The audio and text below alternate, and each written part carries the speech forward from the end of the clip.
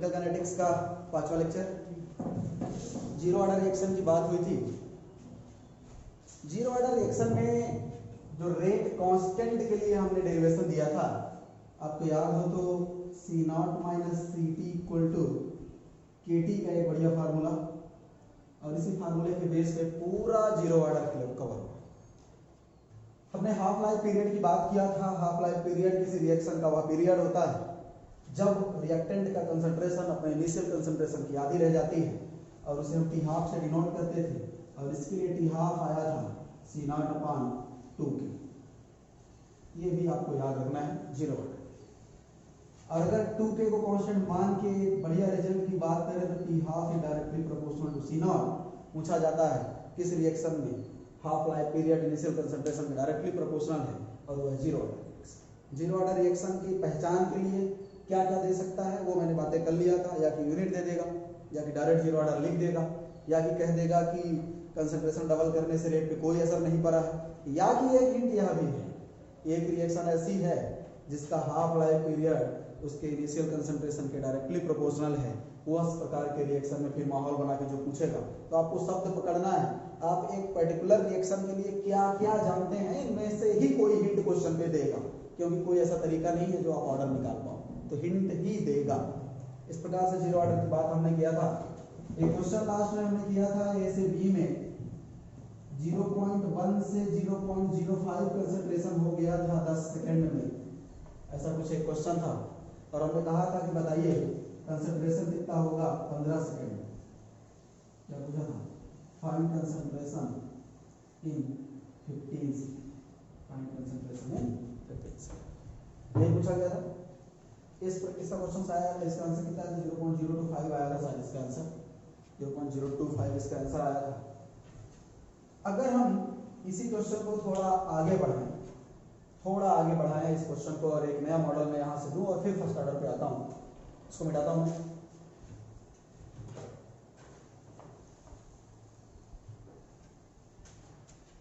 अगर मैं कहूं कि रिएक्शन ए से 3b है, रिएक्शन ए से 3b है, और मैं सेम कह रहा हूं कि कंसंट्रेशन ऑफ ए, बढ़िया क्वेश्चन जेई में आया हुआ question, concentration of A becomes 0.05 from 0.1 in 10 second.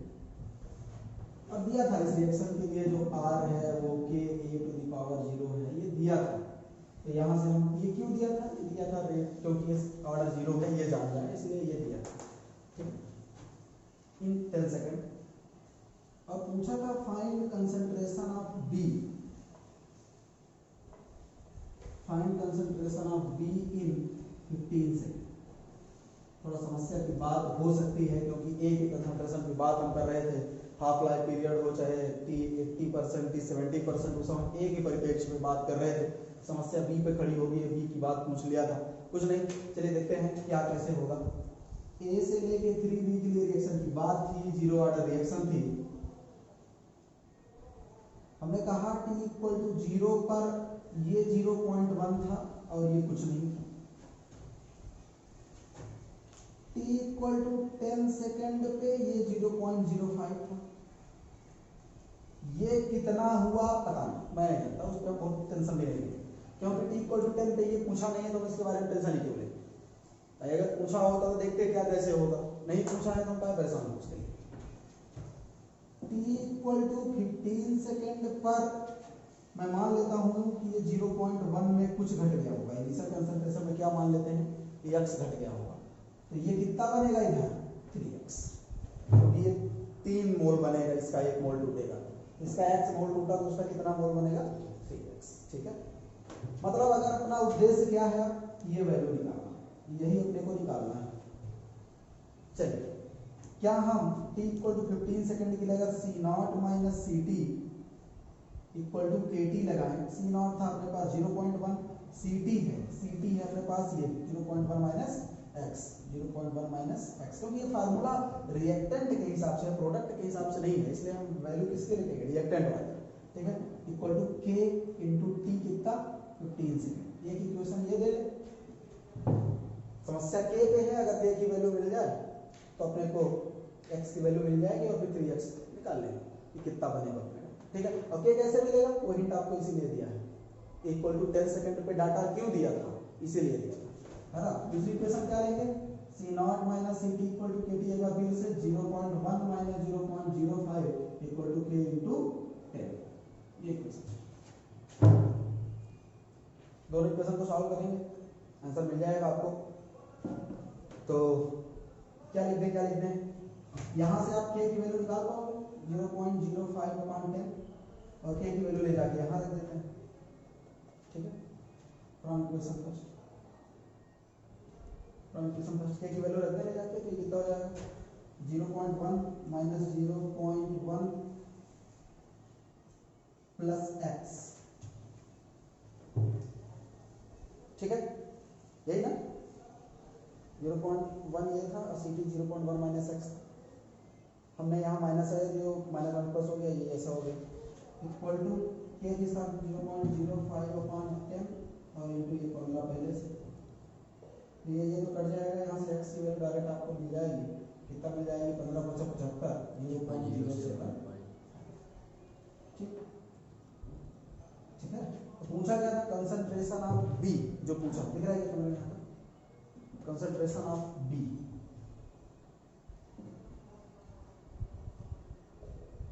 In 15 second, ये कितना होगा 3x, जो कि 3 इंटू 0.075 0.215 ऐसा 225 0.2,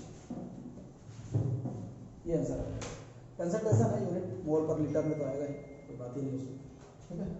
यूनिट इसका कितना आ जाएगा मोल पर लीटर, ठीक। तो ये एक अच्छा क्वेश्चन जेई लेवल से थोड़ा ऊपर कह सकते हैं, क्योंकि जेई में बहुत कम है कि प्रोडक्ट के बारे में बात करता है, हमेशा रिएक्टेंट पे ही पूछ लेता है। तो ये एडवांस लेवल का क्वेश्चन कह सकते हैं, केमिकल काइनेटिक्स का पहला एडवांस क्वेश्चन कह सकते हैं इसको। चलिए मिटाते हैं, जीरो ऑर्डर में जो कुछ भी आएगा आपसे बन जाएगा। हिंट आपको जरूर याद होना चाहिए। अच्छा, हमने याद है सी नॉट माइनस सी टी और टी के बीच ग्राफ खींचा था, एक स्ट्रेट लाइन आई थी ओरिजिन से लेके, ये भी हिंट दे सकता है कि सी नॉट माइनस सी टी और टी के बीच ग्राफ खींचने पे एक स्ट्रेट लाइन आ रही है जो ओरिजिन से होकर जाती है। तो बताइए, तो आपको मतलब जो भी आप जान सकते हैं जीरो ऑर्डर के बारे में, वो उसमें से कुछ भी हिंट दे सकता है। वो आपका माइंड है कि आप कैसे पहचानोगे कि कौन से ऑर्डर का रिएक्शन। इसलिए सब एक पॉइंट रिएक्शंस के बारे में पता होना चाहिए। जीरो ऑर्डर के लिए क्या क्या जानते हैं, ये भी पॉइंट जानते हैं। सी नॉट और टी के बीच का भी ग्राफ हमने खींचा था, ऐसे आया था निगेटिव स्लोप के साथ, है ना। तो ये सब सारे पॉइंट्स आपको आने चाहिए, कोई रटने की बात नहीं है। जीरो ऑर्डर के बारे में जो भी जानते हैं, मैं बार बार कहूँ शॉर्ट नोट्स तैयार करते चले, बाद में यही आपकी मदद करेगी। फर्स्ट ऑर्डर के बारे में एंट्री लेते हैं, फर्स्ट ऑर्डर रिएक्शन। अच्छा, बोर्ड के हिसाब से जीरो ऑर्डर और फर्स्ट ऑर्डर दोनों बराबर की इंपॉर्टेंस रखती है, और दोनों चीज मतलब क्या, रेट कांस्टेंट के लिए डेरिवेशन, के लिए derivation, C not minus C T equal to के टी उसके लिए था, इसके लिए जो भी आएगा, शायद पता नहीं कितना आएगा, मुझे याद नहीं है ठीक से, अभी देखें कितना आएगा, 2.303 log 10 C not minus C T ऐसे कुछ आता है। तो रेट कांस्टेंट का डेरिवेशन और हाफ लाइफ पीरियड का डेरिवेशन दोनों बोर्ड के हिसाब से अति इंपॉर्टेंट है, और इस चैप्टर में कुछ नहीं पूछा जाता। फर्स्ट ऑर्डर रिएक्शन जितने भी रेडियो एक्टिव डीके हैं, अब रेडियो स्टेरिंग के तार है, डीआई वही होता है, यही होता है। रेडियो एक्टिव डीके जितने भी हैं वो फर्स्ट ऑर्डर रिएक्शन को फॉलो करेंगे, ठीक है। तो अगर कहीं रेडियो एक्टिविटी की बात आ गई रिएक्शन में, तो आप मोड क्या फर्स्ट ऑर्डर रिएक्शन को कॉन्सेप्ट उस पर लगाइए। पूरी की पूरी nuclear chemistry first order reaction पे है, और फिजिक्स में भी न्यूक्लियर फिजिक्स, मॉडर्न फिजिक्स, पूरा का पूरा फर्स्ट ऑर्डर रिएक्शन। तो फर्स्ट ऑर्डर रिएक्शन बहुत ज़्यादा इंपॉर्टेंट है। अगर मैं सबसे पहले बात करूं आर की, तो आर प्रोपोर्शनल टू किस रिएक्शन की बात कर रहे हैं, ए से लेके बी की बात हम कर रहे हैं, ठीक है। ए से लेके बी, यही एक सिंपल रिएक्शन है, और 90% सिंपल केस ही पूछे जाते हैं। ए से लेके बी की बात कर रहे हैं, R proportional to A to the power 1, तो आर इक्वल टू के ए, और बाकी हम लॉ ऑफ मास एक्शन से कैसे आर लिख सकते हैं यहाँ से, ठीक है। कैसे लिख सकते हैं, बट वी नो दैट जो आर होगा वो कितना होगा माइनस डी ए अपॉन डी टी, और ये बराबर होगा किसके डी बी अपॉन। देखिए प्रोसेस से जीरो ऑर्डर में हमने ऐसे ही किया था, ठीक है, और यही इक्वल टू किसके होगा के, ये के बराबर होगा या के ए के बराबर होगा, के ए के। चलिए इसको दो लेके छोड़ते हैं हम, from equation first and second हम दो को लेके चलते हैं, ए को, क्योंकि हम रिएक्टेंट के हिसाब से पूरा डेरिवेशन लेके चलेंगे, इसलिए रिएक्टेंट के हिसाब से ही बात करेंगे, है ना। फार्मूला हम डिराइव किसको लेके चल रहे हैं, वहां पे हमने ए को लेके फार्मूला डिराइव किया था, इसलिए ये याद रखें कि प्रोडक्ट के बारे में जानकारी पूछ रहा है तो फिर हम प्रोसेस लगाएंगे, है ना, या कि आप यहाँ से फार्मूला डिराइव करिए प्रोडक्ट के हिसाब से लेकर और वहां पे फिर लगाइए, और या कि फिर डायरेक्ट आप कुछ और कॉन्सेप्ट लगाइए, है ना, जैसे हमने पिछले कॉन्सेप्ट की बात की, पिछले क्वेश्चन जीरो ऑर्डर वाले। हाँ, तो जितने भी फार्मूले डिराइव होते हैं वो रिएक्टेंट को लेकर होते हैं, इसलिए रिएक्टेंट के हिसाब से ही बात करें। रेट कांस्टेंट निकालने के लिए आपको क्या हिंट दिया है, वो सब माहौल के हिसाब आप कॉन्सेप्ट लगाएं, उस रटने की कगार पे ना जाए, ठीक है। तो minus D A upon D T equal to कितना हो जाएगा, के इंटू ये ए, ठीक है। चलिए इधर लेके आते हैं, तो माइनस ये हो जाएगा डी ए अपॉन के ए नहीं केवल ए लेके आते हैं और उधर के डी टी लिख देते हैं और इसी को इंटीग्रेट करते हैं, इसी को हम इंटीग्रेट करते हैं, इंटीग्रेटिंग बोथ साइड,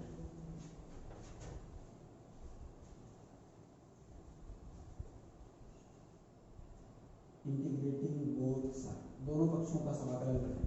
देखिए ये भी वही है, t इक्वल टू जीरो पर इसकी कंसंट्रेशन हमने सी नॉट मानी है और ये जीरो रहा होगा, और t इक्वल टू टी की इसकी कंसंट्रेशन हमने सी टी माना है और वो कुछ हो गया होगा, कितना हो गया होगा सी टी ही तो, अच्छा सी नॉट को a कहते थे, इसको a माइनस एक्स कहते थे, ये कितना बना होगा x, वही चीज तो हम कर रहे हैं फिर से, तो बोथ साइड को इंटीग्रेट करेंगे, माइनस ये ऐसे रहेगा d A upon a, d A upon a, a की कंसंट्रेशन कहाँ से लेके सी नॉट से लेके सी टी तक, ऐसे तो वहां भी किया, बस थोड़ा उसमें दिक्कत आ रही है, और ये था के डी टी, ये कहाँ से लेके जीरो से लेके ए तक, देखिए D A upon A L N है,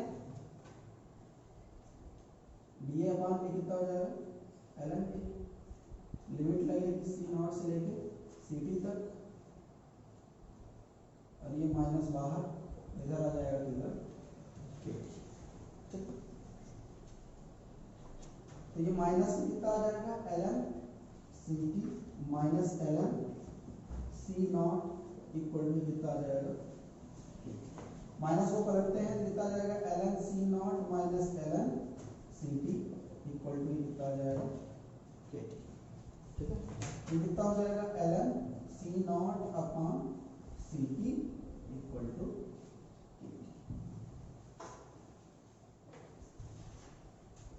पेपर में ये प्रूव करने के लिए नहीं पूछा जाता है, इसके थोड़ा एक स्टेप आगे पूछा जाता है, पर मेरी सलाह है आप इसी को याद करेंगे कंपटीशन पॉइंट ऑफ, ठीक है, क्योंकि सी नॉट और सी टी के बारे में दिया रहेगा और लॉग की वैल्यू भी दे देता है कभी कभी, तो फिर आसानी होगी न्यूमेरिकल सॉल्व करने, इसलिए न्यूमेरिकल पॉइंट ऑफ व्यू से आप फर्स्ट ऑर्डर के लिए इसी को याद करें, बल्कि मैं तो कहूँ याद ही ना करें, कॉन्सेप्ट डायरेक्ट लगा के 1 मिनट ज़्यादा लगेगा पर आंसर सही आएगा, ठीक है। अच्छा मैं इसको थोड़ा और आगे बढ़ाऊँ, क्योंकि के लिए देखते हैं, तो के के लिए कितना जाएगा 1 upon t l N C not upon c, c not upon सी।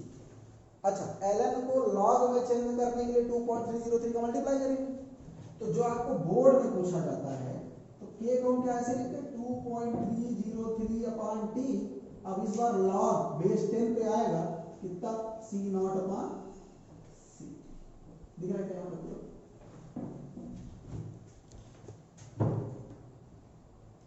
ठीक है।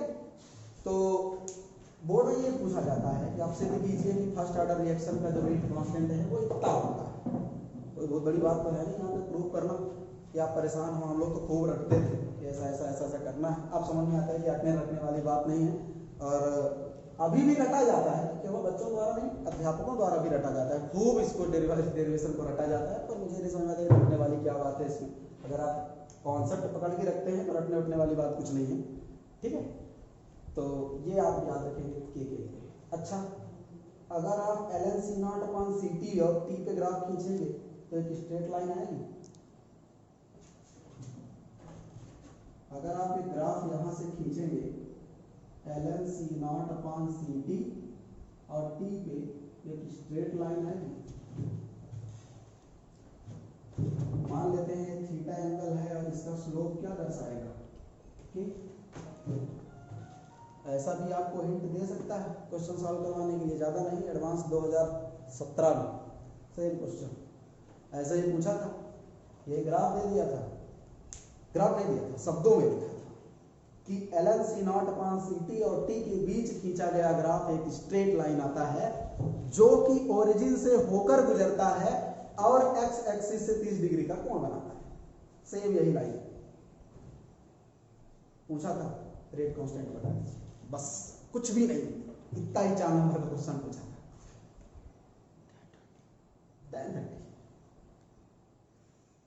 पैराग्राफ का था। और दूसरे स्टेप में शायद यहां से कुछ पूछा था, सी नॉट सी टी की वैल्यू देके टाइम या कि कुछ पूछा था इससे, ठीक है, कितने समय में, ऐसा पूछा था कि 90% रह जाएगा। तो पकड़ना क्या था, अगर आप ये नहीं पकड़ पाए कि फर्स्ट ऑर्डर की रिएक्शन है तो आप ठीक है। पहली बात तो ln C not upon C T और टी के बीच एक स्ट्रेट लाइन आता है, उसका आप रेट कांस्टेंट कैसे बताओगे, तो तुरंत आपके माइंड में आना ही चाहिए कि ln C not upon C T और टी के बीच स्ट्रेट लाइन फर्स्ट ऑर्डर में आता है, और फर्स्ट ऑर्डर में फिर जो इसका स्लोप होगा वही उसका के होगा और वहां से आप काम कर लोगे। इसके अलावा जो कुछ भी चीजें पूछेगा वो यहाँ पे रखोगे। पता चला आप नहीं जान पा रहे हो कि ये क्या है फर्स्ट ऑर्डर के रिएक्शन, आप सेकंड ऑर्डर या कि जीरो ऑर्डर के रिएक्शन में लगा के बैठ गए और सॉल्व करने लगे तो गलत बात हो जाएगी, है ना। ठीक है, लिखिए शुरू।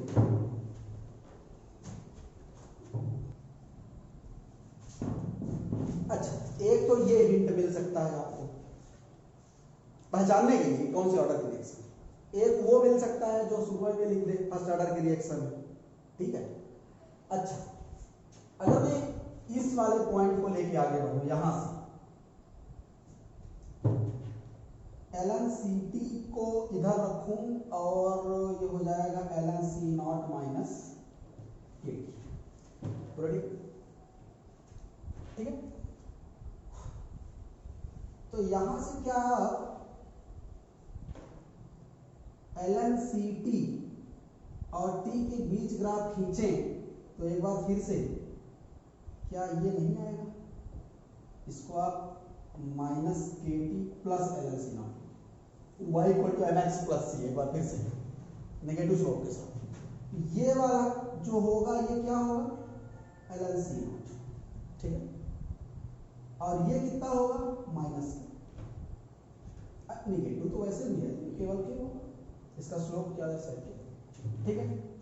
ऐसा भी क्वेश्चन पूछा जा सकता है, ऐसा भी क्वेश्चन पूछा जा सकता है कि बताइए ln सी टी और टी के बीच जो ग्राफ है वो एक स्ट्रेट लाइन है जो कि y एक्सिस पे इतना खंभा काटती है और इस एक्सिस पे इतना खंभा काटती है। बता देगा कि ln सी टी और टी के बीच खींचा गया graph,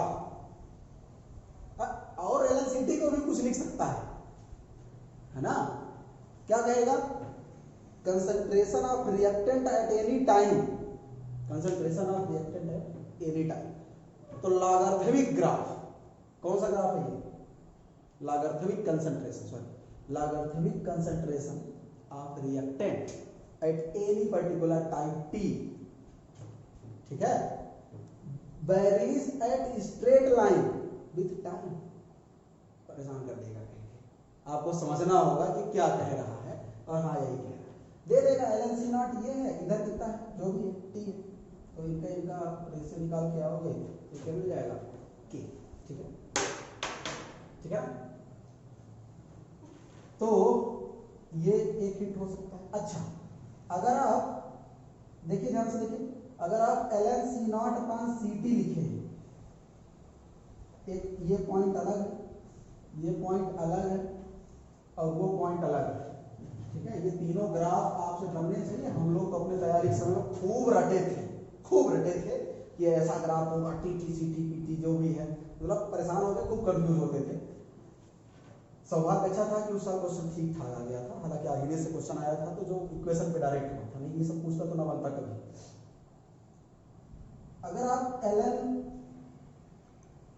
C not upon C T equal to के टी, या कि इसी को हम ln सी टी अपॉन सी नॉट लिखें तो इसको माइनस के टी लिख सकते हैं, लिख सकते हैं लॉ की प्रॉपर्टी इधर माइनस के इक्वल टू, अगर ln इधर से जाएगा तो इधर आपके पास क्या बचेगा, C T upon C not equal to इधर e to the power minus के टी, नीचे दिखेगा क्या, C T equal to C naught e to the power minus के टी। एक और बढ़िया ग्राफ, आर्हेनियस इक्वेशन कुछ ऐसे ही, a equal to a naught a to the power minus K, same चीज आर्हेनियस। आगे बढ़े, एक ये भी है, सी टी और टी के बीच खींचा गया ये ग्राफ कैसा आएगा, एक्सपोनेंशियल डीके, कैसा आएगा, एक्सपोनेंशियल डीके। कैसे, चलिए बनाते हैं इसको, दिख रहा है, यहां पे हम सी टी लिखेंगे, यहां पे नॉर्मली टी लिखेंगे, ध्यान से देखिए, अगर टी इक्वल टू 0 कर दे, ये पूरा 0 e पावर 0 1, तो टी इक्वल टू 0 पर सी टी कितना रहेगा, सी नॉट, तो 0 पे यहां कहीं सी नॉट से शुरू होगा, एक सी बात है, 0 पे पूरी की पूरी कंसंट्रेशन रहेगी, सी नॉट मैक्सिमम कंसंट्रेशन है, होना ही चाहिए। अच्छा, और t इक्वल टू इनफाइनाइट पे, t इक्वल टू इनफाइनाइट पे 0, t इक्वल टू इनफाइनाइट पे 0, ये कुछ ऐसे जाएगा, क्योंकि इनफाइनाइट तो कुछ होता ही नहीं, इनफाइनाइट होता है क्या कुछ, इनफाइनाइट तो कुछ होता ही नहीं, तो ना इनफाइनाइट कुछ होता है ना ये 0 कभी होगा, ना इनफाइनाइट कभी आएगा ना ये 0 होगा कभी। मतलब हमने देखिए 0 ऑर्डर में स्पष्ट कहा था कि कंसंट्रेशन रिएक्टेंट की एक ना एक समय 0 होगी। कब हुई थी टी 100% सी नॉट अपन के आया था, याद करिए, क्या यहाँ कभी 100% समाप्त हो सकती है, क्या हम यहाँ 100% निकाल सकते हैं, नहीं निकाल सकते, टी 100% इनफाइनाइट होगा और इनफाइनाइट कुछ होता ही नहीं। मतलब फर्स्ट ऑर्डर रिएक्शन की खास विशेषता कि रिएक्टेंट कभी भी पूरी तरह समाप्त नहीं होगा। समाप्त करिए nuclear reaction, uranium nuclear fission fusion जो भी होता है क्या समाप्त, नहीं, ठीक है, तो ये पूरी तरह से हाँ इनफाइनाइट टाइम, अब इनफाइनाइट क्या होता है पता नहीं, ठीक है, तो कभी भी नहीं, ये भी ग्राफ आपको याद होना चाहिए। हाँ बिल्कुल, ये भी एक हिंट हो सकता है, डायरेक्ट ग्राफ पूछे गए 2-3 बार चाहिए, इन्हीं में से एक आध दो, तो डायरेक्ट ग्राफ भी आपको याद होना चाहिए, ठीक है, तो ग्राफ आप याद करोगे तो दिक्कत होगी, और मुश्किल से 1 मिनट 1.5 मिनट में आप पूरा डेरिवेशन डिराइव करके सारा ग्राफ बना दोगे, बना लोगे ना, 1-1.5 मिनट, इससे ज्यादा समय नहीं लगेगा। डायरेक्ट आप शुरुआत करोगे minus D A upon D T equal to K से, तुरंत इधर उधर हुआ पलटा ln सी T C minus C naught, मुश्किल से 1-1.5 मिनट में सारा ग्राफ आपके सामने हो जाएगा। करके देखिएगा, वीडियो देखिएगा, नोट्स बन जाएगी, आप करके देखिएगा, 1-1.5 मिनट में सारा रेट कांस्टेंट डिराइव करके आपके सामने हो जाएगा, ठीक है। तो टी 100% होगा कभी क्या, नहीं। अच्छा, आपकी सुविधा अनुसार आप चाहे ये फार्मूला लगाइए, चाहे ये फार्मूला लगाइए, चाहे ये फार्मूला लगाइए, कहाँ क्या माहौल दिया है क्वेश्चन में, उसके आधार पे आप अपना माहौल चेंज करते थे। हम लोग खूब परेशान होते थे कि काहे का इतना फार्मूला और ये कहूँ फार्मूला लगाइए, परेशान नहीं होना है, आप तो सिर्फ इसको याद करेंगे, यहीं से आप आगे बढ़ेंगे। बोर्ड वाले इसको याद करे रहते हैं, हम लोग बोर्ड वाले नहीं, इसको याद करना, ठीक है, हाँ, यहीं से माहौल भी दिया रहता है। हाँ, अगर इसकी जरूरत नहीं होगी तो हम उस हिसाब से काम कर लेंगे, आगे बढ़ा लेंगे, 1 स्टेप 1.5 स्टेप जो भी है, लेकिन यही याद करेंगे, ठीक है, ln c not minus C T, sorry ln c naught upon C T equal to pt, ठीक है। अच्छा, एक चीज और आसानी हो सकती है, वहां c not minus C T equal to के टी था ना, यहाँ ln c not minus ln C T equal to के टी है, तो ऐसे भी इसको भी याद कर सकते हो और अच्छा रहेगा, बल्कि क्योंकि 0 ऑर्डर के लिए c not minus C T equal to के टी है ही अपने पास, दोनों में ln जोड़ दो इधर तो फर्स्ट ऑर्डर बन जाएगा, ऐसा भी याद किया जा सकता है, अगर याद करने में थोड़ी दिक्कत हो तो। खैर कुछ भी हो, देखिए क्वेश्चन कैसे पूछे जाते हैं,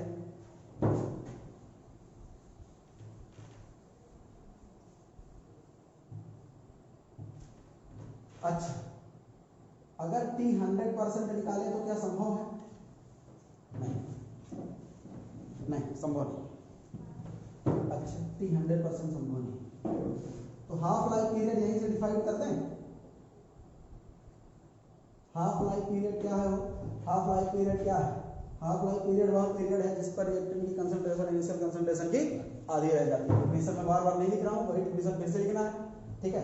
तो अगर हम t को t 50% या कि t हाफ लिख लें तो Ct क्या होगा? C0/2, यही होगा, यही होगा ना। Ct क्या होगा? C0/2। अच्छा, आपके बोर्ड पे Ct C0 का प्रयोग कम किया है। बोर्ड के हिसाब से C0 को A लिखा गया है और Ct को A माइनस एक्स लिखा गया है। आप बहुत परेशान नहीं होंगे इस बात को लेकर, है Ct इक्वल टू C0/2, ठीक है। चलिए रखते हैं। अपने पास K का क्या फार्मूला है भाई? 2.303 upon T log C0 upon Ct, बोलो ठीक है। ये फार्मूला है अपने पास, डिराइव करने के लिए यही फार्मूला यूज होता है, क्योंकि बोर्ड पॉइंट ऑफ व्यू बहुत इंपॉर्टेंट है। रेट कांस्टेंट का अलग तरीके से डिराइव करने के लिए आता है और हाफ लाइफ पीरियड अलग आता है। तो अगर हाफ लाइफ पीरियड आएगा तो शुरुआत हम यहीं से करेंगे, हाफ लाइफ पीरियड की डिफिनेशन लिखेंगे और लिखेंगे we know that the rate constant of first order reaction is इतना, और यहीं से शुरू कर देंगे ये कंडीशन लगा के। और अगर रेट कांस्टेंट का रिएक्शन पूछेगा तो फिर शुरू से जैसे किए हैं वो करेंगे। दोनों चीज कठिन है, प्रैक्टिस करोगे इंपॉर्टेंट है। तो k इक्वल टू 2.303 और t लिख देते हैं, पहले हम t का बोले। t इक्वल टू ये है, इधर क्या आ जाएगा और log C0 अपॉन C0/2, ठीक।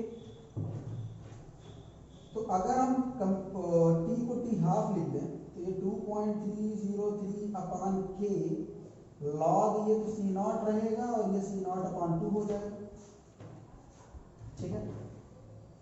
और ये केवल log 2 बचेगा, तो जो ये t हाफ आएगा वो आएगा 2.303 अपॉन k log 2, ठीक है। अच्छा, अगर आप 2.303 ना लिखते तो ये ln2 होता, ये बात समझ आती? ln2 की वैल्यू होती 0.693, मुझे याद है ln2 की वैल्यू कितनी होती है? 0.693। अच्छा, और log 2 की वैल्यू 0.3010 वैल्यू रखेंगे तो वही आएगा, देख लीजिएगा, ठीक है। इसको मैं थोड़ा इधर करता हूं, t half equal to 2.303 upon k और log 2 की वैल्यू 0.3010। इसको सॉल्व करने के बाद ये आया t half equal to 0.693 upon k। Half life period बहुत इंपॉर्टेंट, बोर्ड के हिसाब से अति इंपॉर्टेंट, 95% संभावना होती है हर साल इसको पूछ देता है। Derive an expression for half life period of first order reaction, क्या करोगे बेटा? 5 नंबर का क्वेश्चन, ठीक है क्या वो आप देख पा रहे हैं? है क्या इसमें? आदमी रखता है रेट कांस्टेंट का डेरिवेशन, पगला जाता है रखते रखते, क्या मतलब यार, सही सही चीजें, ठीक है। अगर आप फील करोगे तो सब्जेक्ट चाहे जो भी हो मजा आता है, नहीं फील करोगे रटने के चक्कर पे रहोगे, रटे जाओगे। क्या हाफ लाइफ रिएक्टेंट के कंसंट्रेशन पे डिपेंड किया? नहीं, बहुत इंपॉर्टेंट चीज। Half life period of first order reaction does not depends on initial concentration, कभी नहीं। पूछा जाता है एमपी बोर्ड में, बहुत बार पूछा गया है, बताइए सत्यासत्य, ठीक है। आप ये पॉइंट लिखेंगे, half life period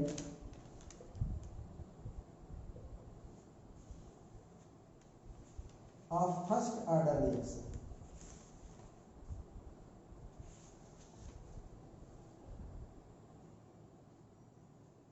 does not depends on C0। अब C0 मैं डायरेक्ट लिख दिया हूं, C0 क्या है? Initial concentration. कुदरत का खेल है बेटा, क्या करोगे? कंसंट्रेशन पे रेट नहीं डिपेंड करता, जीरो ऑर्डर का। कंसंट्रेशन पे रेट नहीं डिपेंड करता, किसका? जीरो ऑर्डर का। कंसंट्रेशन के हाफ लाइफ पीरियड डिपेंड नहीं करता इसका। कंसंट्रेशन के रेट डायरेक्टली प्रोपोर्शनल होता है फर्स्ट ऑर्डर का। कंसंट्रेशन के half life period directly proportional होता है जीरो ऑर्डर का।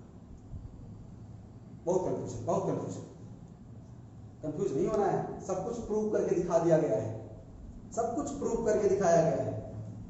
खेल एक्चुअल में एक इंटीग्रेशन का है, जो वहां पे सी नॉट था तो उसी का एक बार इंटीग्रेट हो तो सी नॉट इंटू टी आ, तो वही खेल हो गया। खैर मैं डायरेक्ट रिजल्ट लिख देता हूँ, वो दोनों चीज आपको याद करना है। हाफ लाइफ पीरियड का डेरिवेशन भी आपके सामने है। अच्छा, आप चाहें तो कि 50% की 40% की 5% की 10% निकाल सकते हैं, कोई स्टैंडर्ड रिजल्ट नहीं याद करना है, आप निकाल लेंगे नॉर्मली। देखिए इधर मैं बोल रहा हूं, क्या कहता है कि rate of zero order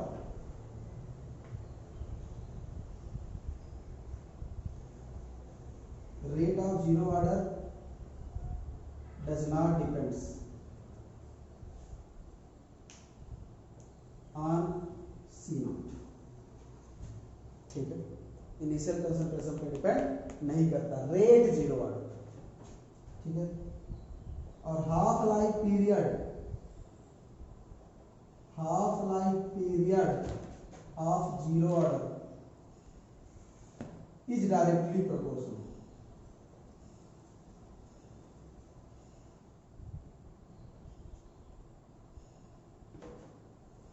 to C naught. Rate depend नहीं करता, half life period directly proportional. ठीक है, और क्या जीरो ऑर्डर के बारे में आपने जाना है? सी नॉट माइनस सी टी का ग्राफ टी के साथ क्या आएगा, ये स्ट्रेट लाइन। और क्या आप जाने हैं, और क्या जाने हैं भाई? सी टी और टी का ग्राफ जो होगा वो ऐसे आएगा, जो कि इधर ये सी नॉट होगा। ठीक है, इसका ये स्लोप, इसका ये स्लोप। ठीक, इतना चीज आप जीरो ऑर्डर के बारे में जान रहे हैं। ठीक है, अगर यहाँ पे रेट और के के बीच आप ग्राफ खींचे, सॉरी रेट और टाइम के बीच एक ग्राफ खींचे, तो एक ये लाइन आएगी सीधी, जो कि इसके बराबर होगी के। आर बराबर के ना, जीरो ऑर्डर में आर बराबर के। इतनी चीज जीरो ऑर्डर के बारे में आपको पता होना चाहिए। इसको अलग से आप लिख लेंगे, पहले समरी जीरो ऑर्डर की पूरी। ठीक, और क्या के कितना होता है इसका, और क्या करेंगे? C not minus C T equal to के टी। ये टी प्रीफिक्स में है, ये याद रखना है। ठीक है, और क्या?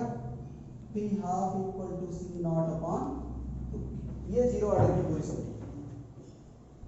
ठीक है, फर्स्ट ऑर्डर की भी समरी हम लिख देते हैं इसी तरह। इसको लिख लीजिए जीरो ऑर्डर के लिए समरी, आप जीरो ऑर्डर की पूरा। जीरो ऑर्डर के बारे में इससे ज्यादा जानने की जरूरत है भी नहीं। ठीक है, इतने में जीरो ऑर्डर के सारे क्वेश्चन हो जाए।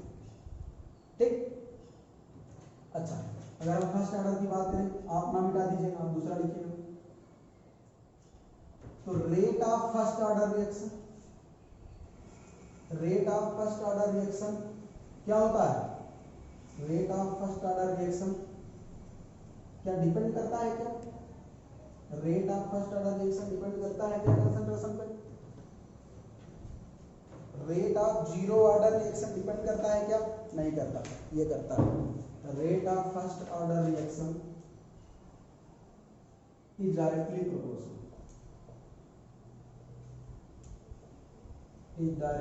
Proportional to C naught.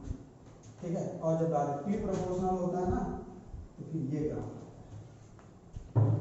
ठीक है, रेट ऑफ टाइम के साथ।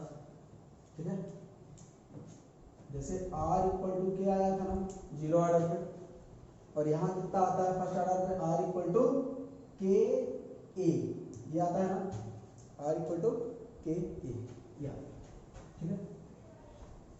अच्छा, half life period of first order, half life period of first order यहाँ क्या होता है, does not depends, does not depends, ठीक है, यहाँ does not depends.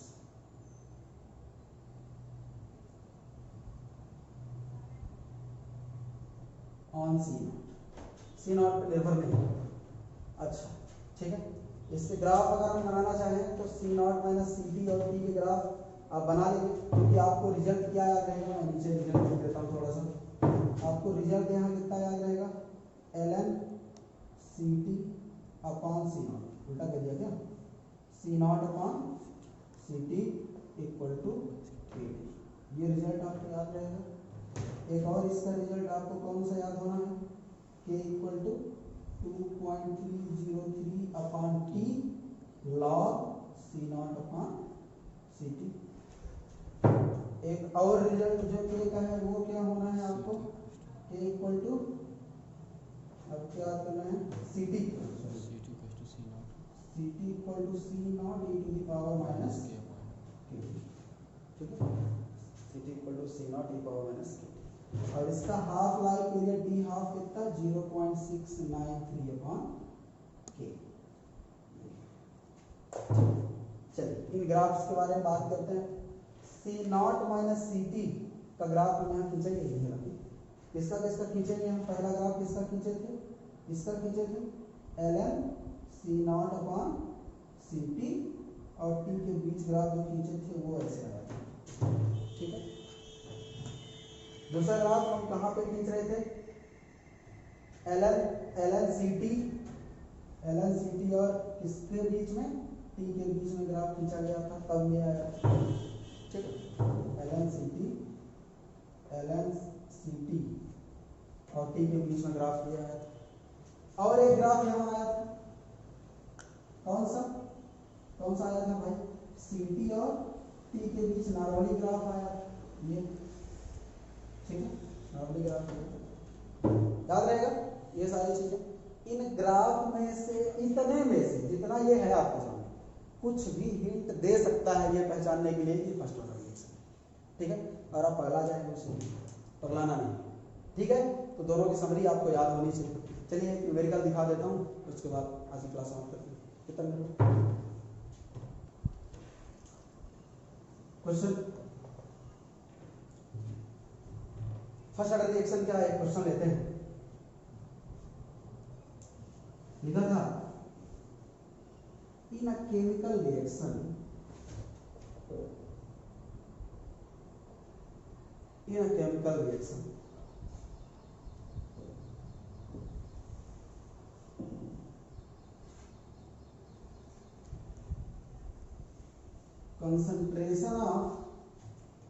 concentration of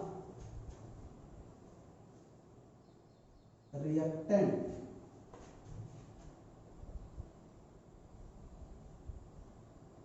changes with time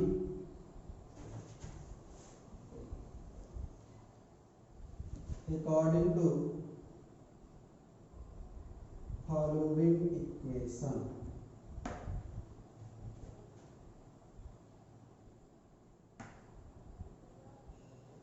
Ct equal to 2/6 e to the power minus 0.05 t minus 2/100 t,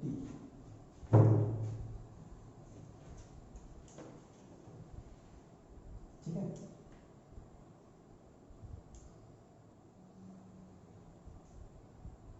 Find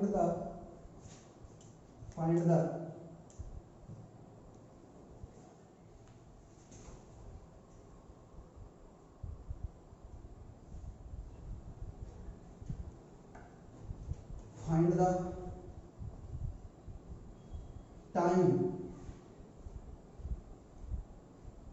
required to complete the reaction, complete the 80% reaction।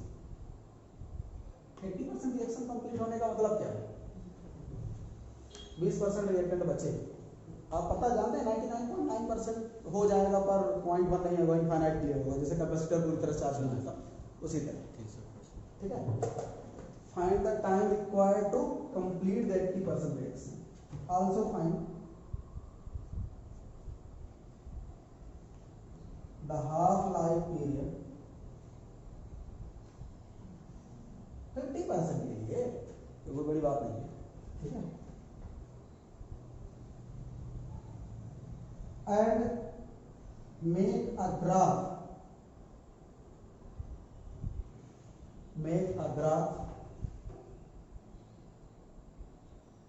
between LNCT and time।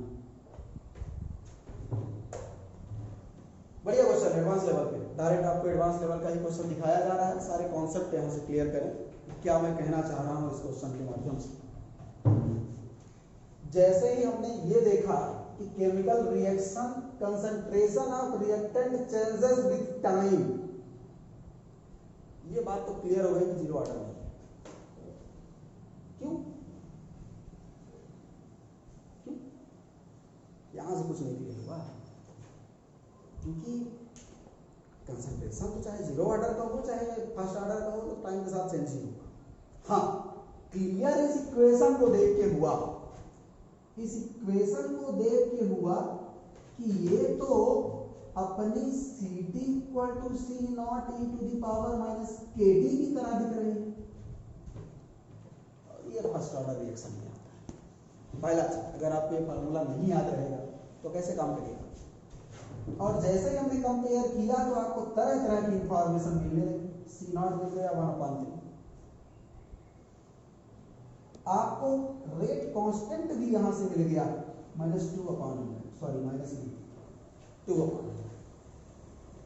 दो अहम जानकारियां यहां से आपको मिल गई। तब आप तुरंत हाफ लाइफ पीरियड में पहुंच गए 0.693/। अगर आप फर्स्ट ऑर्डर ना पहचान पाते तो कैसे आप ये फार्मूला लगाते? पता चला आप C0/2K लगा देते, वो भी आप समझ मिलता क्योंकि जीरो ऑर्डर का था। इसलिए ये पहचानना जरूरी है यहां से कि ये फर्स्ट ऑर्डर है। और ये की वैल्यू जैसे ही हमने रखा, ये हो गया 69.3/2, तो यहां से T हाफ आपको निकल गया 34.65 सेकेंड में ये रिएक्शन आ गया। ठीक है, आप यूनिटरी मेथड यहां से ना लगाइएगा कि 50% पूरा होने में इतना, 1% पूरा होने में इतना, तो 80% पूरा होने में, वो केवल जीरो ऑर्डर में सही है। जीरो ऑर्डर में यूनिट मेथड लगा सकते हैं क्योंकि वो डायरेक्टली प्रोपोर्शनल होता है, लेकिन ये डायरेक्टली नहीं होता बेटा, ये एक्सपोनेंशियली बढ़ता करता है। इसलिए यहां यूनिटरी मेथड ना लगा देना क्योंकि वो भी ऑप्शन में मिलेगा। लड़के ये दिमाग लगाएंगे कि हाफ लाइफ का डायरेक्ट फार्मूला है, हाफ लाइफ लगा के यूनिट मेथड लगा दो, नहीं, ऐसा संभव नहीं हो पाएगा। जाना आपको कहां पड़ेगा, आपको कहां जाना पड़ेगा, मैं मिटा देता हूं, क्वेश्चन मिटा देता हूं।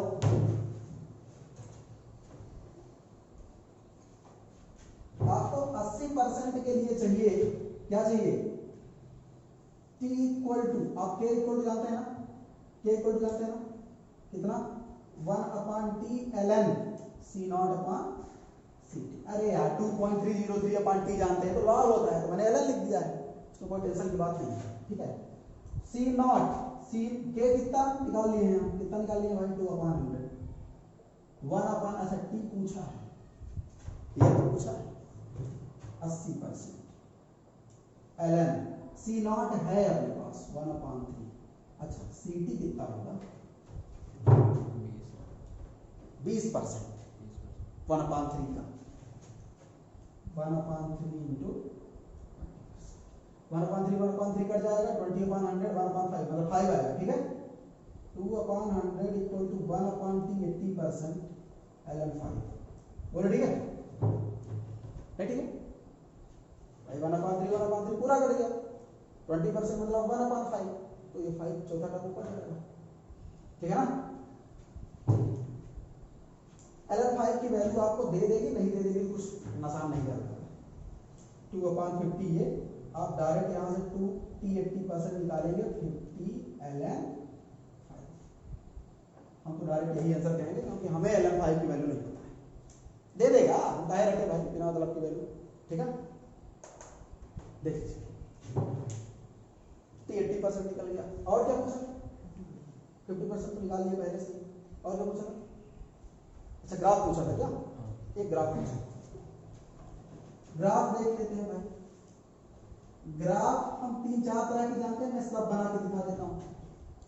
पहला ग्राफ हम जानते हैं ln ct अपॉन c0 और t के बीच जो कि स्ट्रेट लाइन आएगा। ठीक है, और स्ट्रेट लाइन में ये स्लोप कितना होता है? k के बराबर। कितना होता है? k के बराबर। और k कितना है? k कितना है? 2/100। मतलब tan थीटा इक्वल टू 2/100। तो theta equal to tan inverse 1/50। ये थीटा आपसे पूछा जा सकता है। ठीक है, ये थीटा आपसे पूछा जा सकता है। ठीक है, और ग्राफ मतलब ऐसे लिखिएगा आप ऑप्शन तरह तरह के। ये ग्राफ आपको पता था। एक कौन सा ग्राफ आपको पता था भाई?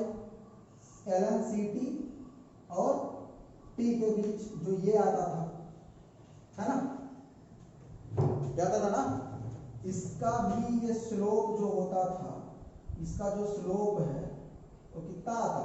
k के बराबर 1/50। इसका जो स्लोप है वो कितना आएगा? 1/50। स्लोप भी पूछा जा सकता, बताइए उस ग्राफ का स्लोप क्या है। ठीक है, अच्छा इसका ये वाला पोर्शन कितना होता है? ln c0 कितना होता था? ln c0 कितना है अपने पास? 1/50। ln 1/50 ये है ln 1/50। ठीक है, एक और ग्राफ आपके पास है, एक और ग्राफ आपके पास है ये वाला। ठीक, तो ये पॉइंट यहाँ पे कितना होता है? c0। ये कितना है आपके पास? 1/। ठीक है, ये कितना है? 1/। ठीक, बन जाएगा ग्राफ सब कुछ बढ़िया। देखिए एडवांस लेवल के बढ़िया क्वेश्चन। चलिए फर्स्ट ऑर्डर रिएक्शन समाप्त करते हैं यहीं पे। कल हम कुछ और चीजें देखेंगे फर्स्ट ऑर्डर या इसके और आगे की चीजें। देखते रहिए वीडियो, लाइक कीजिए, सब्सक्राइब कीजिए, सबको शेयर कीजिए। All the best.